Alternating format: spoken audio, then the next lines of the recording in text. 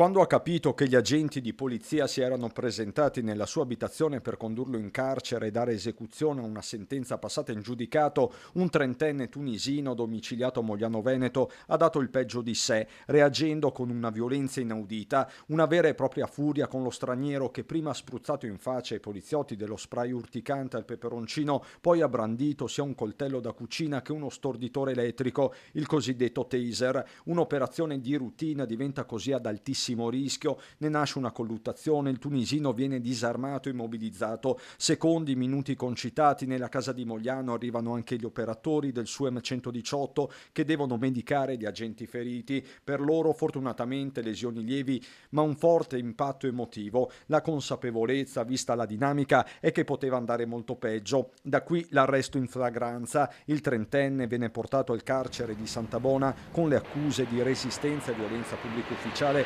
aggravato dall'uso di armi. Il nuovo quadro si somma così alla pena residua che deve scontare di 3 anni e 21 giorni per maltrattamenti in famiglia e stalking. La stessa ex compagna era stata messa sotto protezione. Nel 2022 sempre lui, ma quella volta nel veneziano, era stato protagonista di un'altra resistenza a pubblico ufficiale.